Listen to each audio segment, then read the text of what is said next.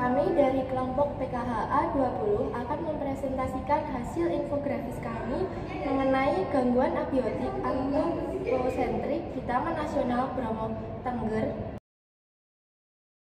Sebelumnya, perkenalkan, saya Devian Natalia dengan NIM 235148889 KT 10230. Saya Riana Sekarmawarni dengan NIM 2352143 KT 10400. Saya Aisyah Silviana Wahidin dengan NIM 2351889 KT 10331. Saya Chandra Aulia dengan NIM 2351916 KT 10334. Saya Rangga Arya Mardika dengan NIM 235222146 KT 10426. Selamat menyaksikan. Pada kesempatan kali ini, kita akan membahas terkait dengan gangguan abiotik dan antropocentrik di Taman Nasional Bromo Tengger. Yang pertama, kita akan membahas terkait dengan masalah antropocentrik, yaitu pertama, kebakaran hutan. Kebakaran hutan adalah bencana yang hampir terjadi setiap tahun yang terjadi karena adanya iklim kering, bahan bakar tersedia, dan adanya sumber api. Belum lama ini, Taman Nasional Bromo terbakar karena adanya aktivitas manusia, yaitu kegiatan prewedding menggunakan flare api yang menyebabkan terbakarnya lahan sebesar 898 hektar. Faktor yang mempengaruhi terjadinya kebakaran hutan adalah iklim, aktivitas manusia, penggunaan api dalam persiapan lahan, illegal logging, pakan ternak, dan perambahan hutan.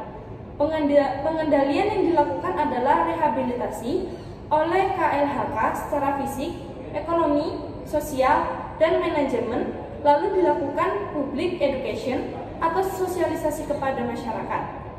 Pencegahannya adalah dengan melakukan patroli rutin, memperketat pengawasan terhadap pengunjung. Gangguan abiotik yang kedua adalah kerusakan tanah. Tanah juga terdampak oleh kebakaran hutan. Badan sawana ini terbakar oleh flare yang mana apinya terus merambat hingga ke tanah.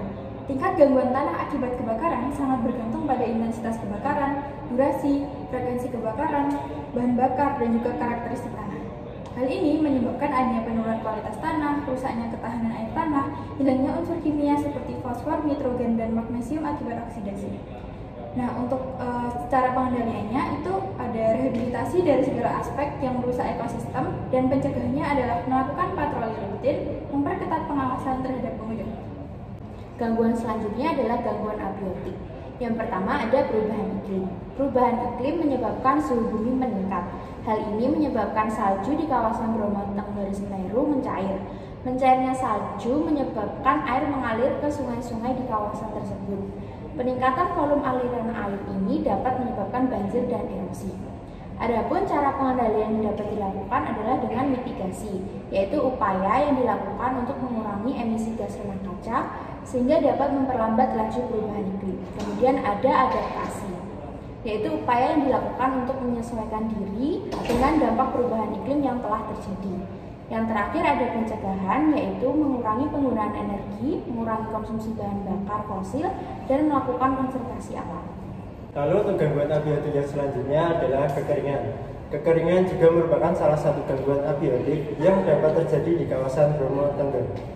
Kekeringan dapat menyebabkan kebakaran hutan dan lahan. Kebakaran hutan dan lahan dapat menyebabkan kerusakan ekosistem dan polusi udara. Pengendalian yang dapat dilakukan untuk kekeringan merupakan pendistribusian air yang bersih, melakukan rehabilitasi lahan. Lalu untuk pencegahan dapat dilakukan peningkatan kapasitas penyimpanan air, melakukan konservasi lahan dan air, lalu mengurangi penggunaan air yang tidak perlu.